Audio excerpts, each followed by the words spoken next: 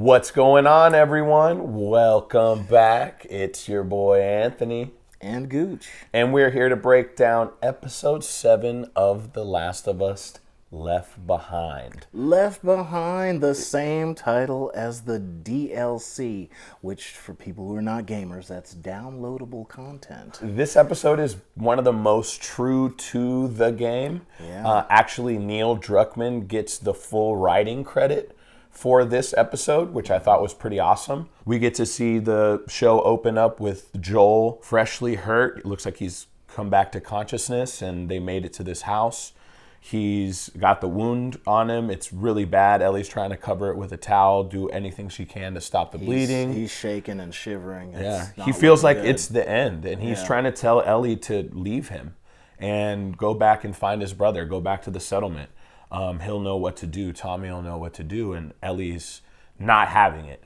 She's not going to give up. She tells him to shut the fuck up. Yeah. Shut the fuck up, Joel. Yeah. Really, I mean, and honestly, great acting from especially Bella Ramsey in that moment, which we get paid off, and you get to see why Ellie has that fight in her for the person she cares for until the bitter end. Mm-hmm. So Ellie goes to the house to try to look for something to help in that situation. Well, but when she gets to the top of the stairs, they're in like a basement. All right, and she's got him laying on the floor. And again, he's told her several times to just go, leave, save yourself. I'm done.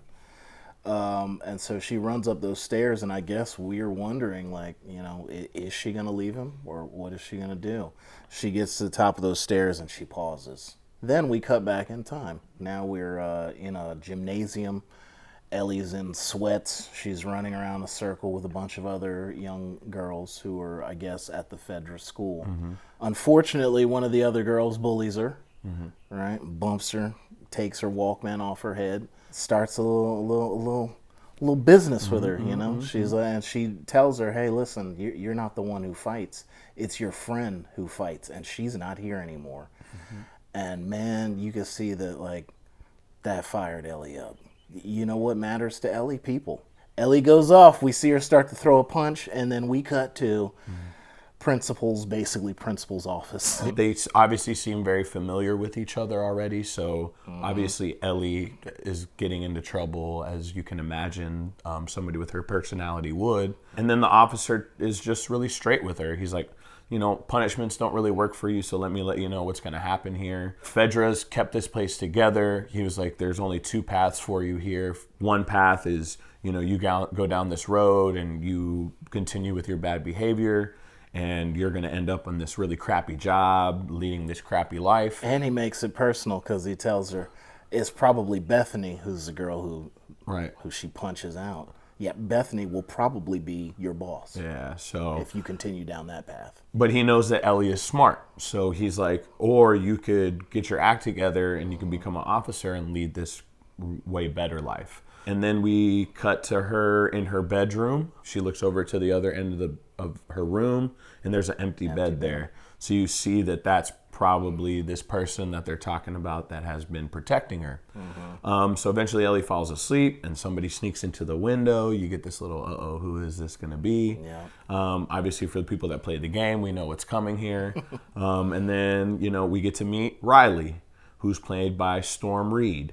So they have this little tussle. Ellie's like, who's this that has come into my room? And the tussle's pretty serious. Oh, yeah. Ellie pulls out her knife right at the end. Like, she was ready to go. Kicks her away. Yeah. It's like, I'm like, okay, you can tell these girls are in training. Riley's like, whoa. Mm-hmm. Like, put your knife away, dude. It's me. Yeah, it's me. I thought you were going to like this. In my head, we had such a good laugh about it. And she was like, well, it didn't really work out the way I thought it was going to be. Out. Riley wants to take Ellie on this little trip. She says she's found something that she's going to like. They start this little journey, and then they eventually end up in this building with this dead man's body in this hallway, which kind of on the way to this place that they're going. They're not scared of this guy or like grossed out by it because this is the world that they've grown up in. Ellie brings it up. She says, you know, was that the first time you seen a dead body? And Riley reminds her, my parents. Mm-hmm. Riley's actually seen people who mean something to her die. Mm-hmm. She's had that experience. Mm-hmm. Whereas Ellie never really even knew her parents, didn't have siblings. she hasn't had anyone super close to her die. So death and dead bodies don't really mean as much to her, I don't think, as they do to Riley. One of the other things that's revealed, while they're walking to this place, Riley reveals to her that I snuck out and I've been wandering around the QZ, and unbeknownst to me, some lady was out watching me. I thought I was in deep trouble. But she said she's impressed. I've been impressed. I've been watching the way you move, the way you take care of yourself. And turns out she's a Firefly, and she wants me to join. And she was like, so you join the Fireflies? Yeah, just like that. And she shows her she's got a gun. She's like, check this out, Ellie. I'm in. Wow, okay. So now they're kind of having a little back and forth conversation. And, I'm sure thinking about this. Wait, the Fireflies are like the enemy of Fedra. So she's joined the enemy group. So, they're kind of debating as they walk around, like, so wait, what are you going to do? You're really joining the Fireflies? And it really causes a really interesting kind of back and forth between the girls. Yeah, because they've been in this Fedra school, so the Fireflies are obviously taught to them in a very negative way. So they think that they're terrorists, they're anarchists, they're just there to cause trouble. So Riley joins the Fireflies, and then eventually Riley and Ellie get to where they're going. We find them in this little room, and Riley tells Ellie, all right, go out of the room, take a right, go through the door. Ellie goes to where she's supposed to go, and then we have a really, really cool scene.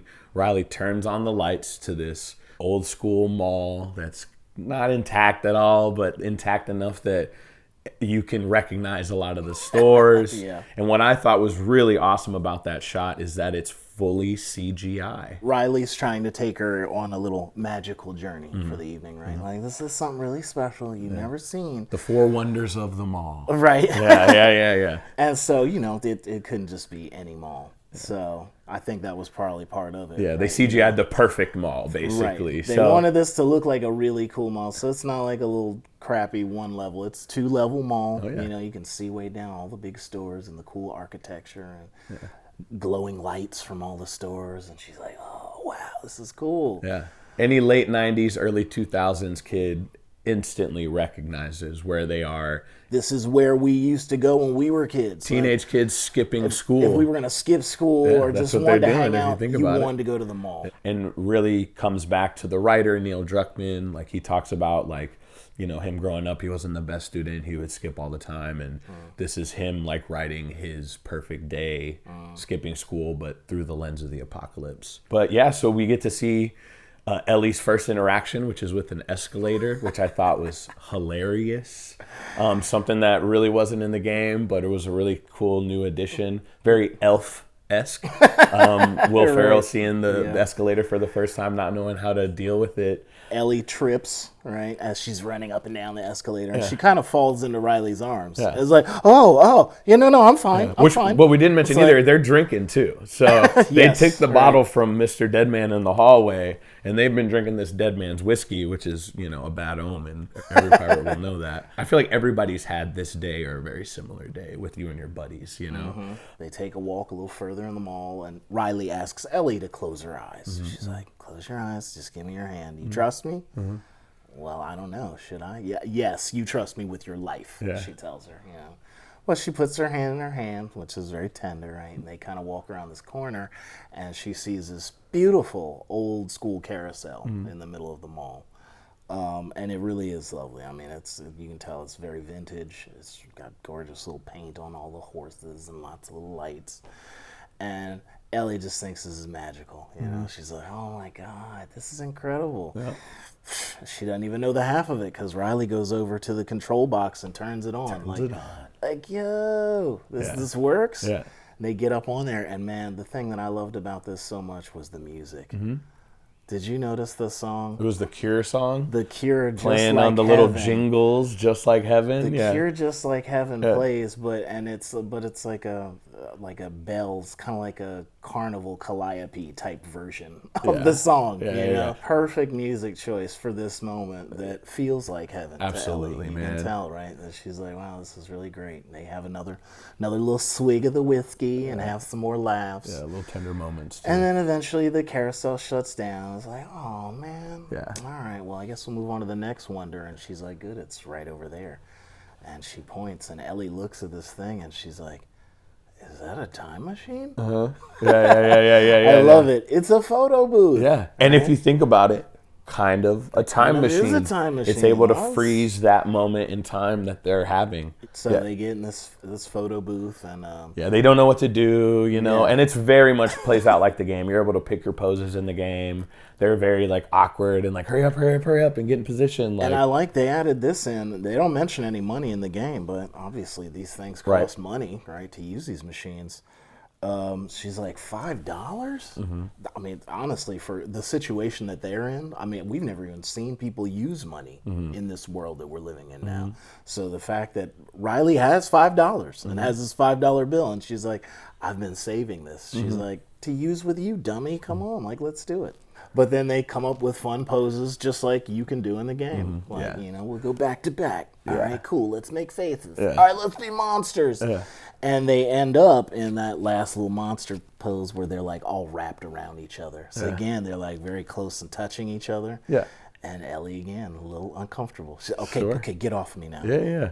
She's going to show her off. Like, it's cute. We're building to, this really, really cute moment between the two of them. Before they go to the carousel, you were asking, they're actually walking through the mall and they just kind of notice some of the stores, which I thought was interesting because, Ellie, again, is always curious. And she notices that the sneaker store is totally empty, right? All the sneakers gone off the shelves. And then she notices like a bath product store. Plenty of soap, plenty of bath products. She's like, they wanted shoes but not soap in the apocalypse. Like, this is weird. And then we notice another store, which is a Victoria's Secret, right? And we know this store is kind of about sex, right? So these two teenage girls go over and they look at this kind of, like thonged out little lingerie piece like on the mannequin. And I love this because kind of awkwardly Riley makes a joke about Ellie. She's like, I'm imagining you in it. You look so silly. Yeah, can you imagine yourself in this? It's like, oh. She walks away and we get this moment of Ellie looking at her reflection in the glass of the store window. And you can tell she's insecure about how she looks. Sure. It's a perfect moment to kind of, again, build this sexual teenage tension. Kid, man. Absolutely.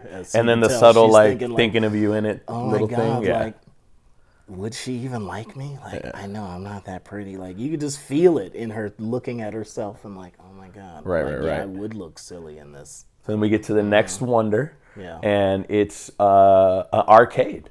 A fully fledged, all the games are on, all the familiar sounds for all those late 90s, early 2000s kids that grew up with this. Ellie's so stoked. Oh, dude. She's like, oh. Yeah, we saw it in the scene with her in the room. She had posters of video games, Mortal Kombat 2 being very, very prevalent of one of those games. I love the sound design here because, like, she puts a quarter in the machine and it's like, boom, and they giggle. They're like, oh my God, like we're about to play this. Like this episode was so for the gamers, I feel like, because of how true they stayed to the DLC and everything in that moment in the game.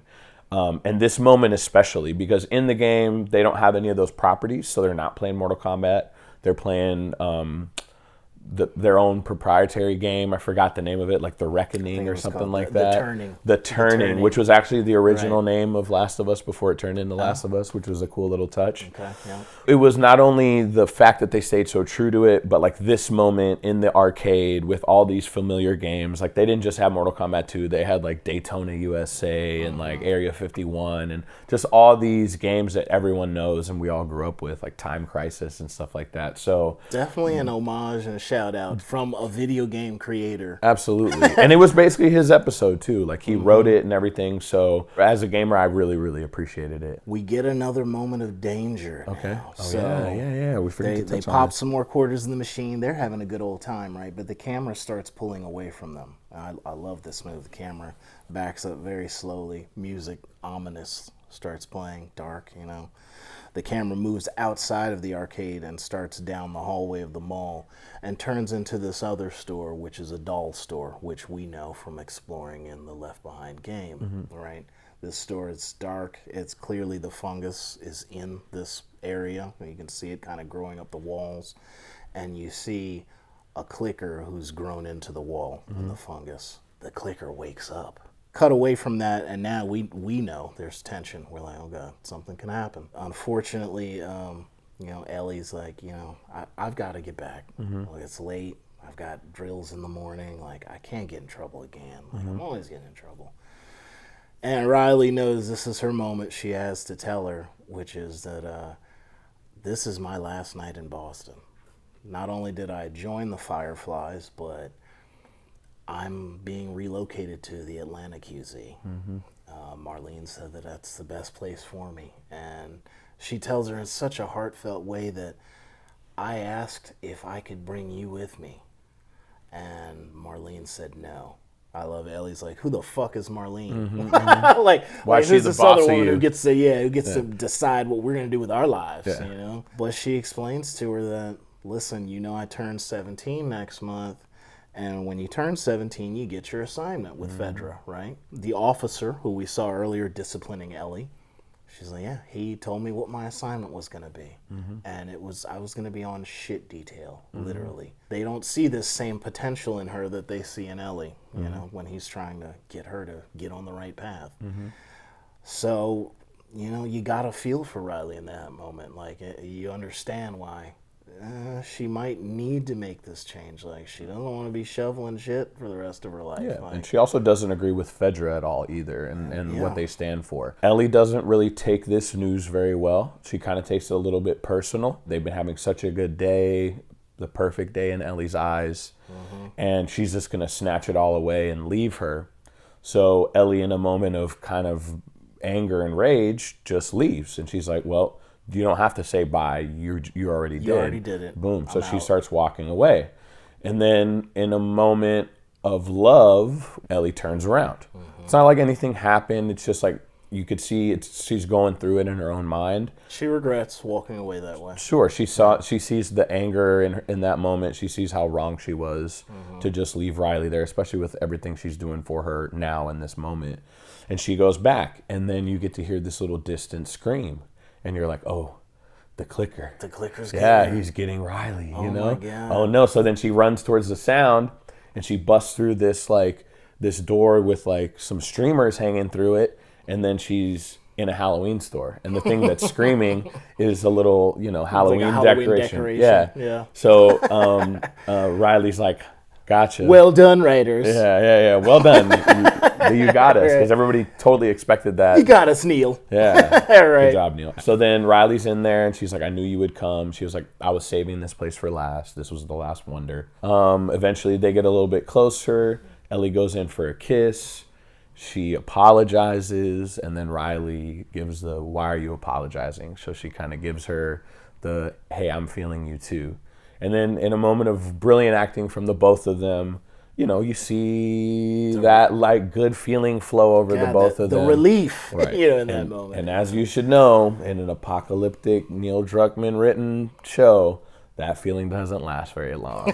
And then, right after we get our nice little payoff and they realize that they love each other and that, everything's going to be okay, everything is definitely not okay. And they both put on masks, right, which we do in the game too, right? Oh, yeah, very much like the game. Masks on, right, yeah. They're dancing around. Same but song, they take the same masks masks off, they kiss, and she says, don't go. Riley says, okay. So it's like, wow, you actually think, wait, maybe she just convinced her. And now these two girls know they love each other, and maybe they will have a future. Now cut to, right, as you're saying, dun, dun. We just rip the joy right out of their arms, because now we hear the clicker, right? He busts through, he's in there. Riley does have her gun. She shoots off a couple shots, but I mean, they're kids, so it's like, it's not coordinated. Nobody's trained. It's very chaotic. And this clicker is fierce. They get into their tussle. We get the payoff of Ellie being like, oh, I've killed somebody before. Riley gets attacked. Ellie comes with the knife and catches the clicker on the head and finishes it. And then, their adrenaline's pumping, so they don't realize that they're bit. So Ellie looks down. She sees the bite mark on her arm. And in a moment of really great practical effects, it looked awesome. Yeah. She wipes the blood keeps coming out. Yeah. And the bite looks really gnarly and gross. And Ellie in another moment of great acting is is like, holy shit, I'm gonna die. Like, this is it. There's no coming back from this. No one ever comes back from this. And boy, you can tell it in her performance. Oh man, she screams no several times, like no, like that's the end of her life. And man, I felt that. I felt it too. It was really, really well done. And incredible. Then Riley's like, bro, on her hand, she's like, me too. Like I'm in here with you. And she takes it a lot better. She's very somber about it. Ellie is dealing with her feelings with violence. She's breaking the glass and the displays, and Riley's just sitting there, kind of just taking it all in and trying to live in the moment, which is what they talk about. When Ellie finally calms down, she sits with Riley. Riley's like, there's more stuff over there if you want to break it. You know what I mean? And she's like, look. Another scene straight out of the game. Yeah, straight out of the game. She's like, look, we don't know how long we have. Let's make the most of the time that we have. Let's be with each other no matter what. Let's not give up on life until, life gives up on us, kind of. Mm-hmm. She said, I don't care if we have 2 minutes or 2 days. Let's use that time. Mm-hmm. And the famous line, like, very poetic. We could do it all poetic and shit. Just lose our minds together. Lose our minds together. Yeah, very poetic. Yeah, right exactly. Very perfect from the game, and like played out perfectly by both the actresses. And then we leave that moment. Well, you kind of realize at this moment that not only was this whole thing to give us more backstory on Ellie and help us understand her character more, but it also helps us understand what happened right at the beginning. Mm-hmm. So now we cut back to the moment where Ellie paused at the top of the stairs. She blasts through that door. She's looking all over the house, tearing it open, opening every drawer, every cabinet, looking for anything that she can find. And what does she eventually find? A needle and thread. Mm-hmm. And it's like, oh my God, I know how to do this. Mm-hmm. Like, I've been injured before. I've seen this. She grabs that needle and thread and runs downstairs to Joel. Mm-hmm. And it's a really touching moment because before she even helps him, they lock hands. Mm-hmm. And kind of their hands are together. And I'm like, oh, it's so touching. Mm-hmm. Like, this is now... I mean, Joel thinks it's it, man. Yeah, he thinks feels like he's about to die. Right. So this is a very touching moment. And Ellie just pushes the stuff off and looks at his wound, and she's like, I'm going to sew you up. And she starts doing it. And man, again, the looks on Bella Ramsey's face, oh my God. Great her performance is incredible. Yeah. She's just like, she's almost like in shock and with her eyes just wide open, like, oh my God, can I do this? And she's like, yeah, I'm doing it. Mm-hmm. You can see her eyes get wider, like the more she starts doing it. Mm-hmm. Like, I think I can sew this up and this might save him. Mm-hmm.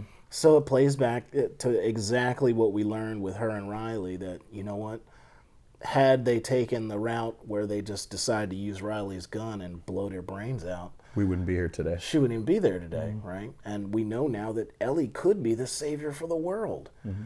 And so it's this whole idea of let's use every moment that we have, love each other till the very end. Doesn't matter if it's 2 minutes or 2 days, right? So that's why we see that Ellie remembered that, and that's why she makes that decision. There's no way in hell I'm leaving Joel. Not till the end. I'm going to fight until he's dead. Yeah. He's not dead till he's dead. Mm-hmm. So she goes and she sews him up, and I guess now we have some hope. Mm-hmm. A theme of this episode was like injuries or scars that life gives you. Mm-hmm. So Ellie has a scar on her eye that's never explained. Bethany gets 15 stitches. Ellie has to stitch up Joel. There's like this level of, the scarring that this world can give you, and it will leave a mark on you. Like, no matter who you are, you can't go through this world unscathed. Hopefully Joel's in good hands. We obviously get left on another little cliffhanger. You don't really know what's going to happen with Joel and Ellie with the remainder of this, venture that they're going on to try to find the Fireflies in Utah. Yeah. But, we're hanging on by the edge of our seat for these last 2 episodes. I'm so sad that we only have 2 left because I don't want this story to end. And this was another incredible episode, kind of like we saw an amazing love story with Bill and Frank. This is another self-contained, beautiful love story, like I said, that has so much meaning to what's going on. And these girls just did such an incredible job with the performances. I wanted to give a special shout out to Storm Reed. I got to work with Storm on When They See Us, a Netflix limited series. She was just incredible, mature beyond her years. And I think we're going to see an incredible career from this young woman. I'll never forget also because when we made When They See Us, it was one of the darlings of the industry. We got nominated for 16 Emmy Awards. We were so excited. And the big competition for that was Chernobyl, which was Craig Mazin's show. You know, Craig coming at you with the content. And on Emmy night, they cleaned up. They Absolutely. took the lion's share of the awards. And I was like, man, because I was so proud of working on When They See Us. And I said, this Chernobyl must be incredible. And I watched it and I was blown away. My favorite day of filming with Storm Reed was she was doing almost a very similar scene. Here we've seen a best day ever kind of thing, right? Like, I've designed this incredible day for you. It's going to cheer you up, change your life. In When They See Us, one of these young men who's imprisoned unfairly is in jail, and all he can do is think about this girl that he loves, who's played by Storm Reed. And they go to the Coney Island, and they ride all the rides. There's just so much joy from these two running around Coney Island, and I just remember being there filming it, thinking what a joyful day it was and how cool it was to watch these young actors work.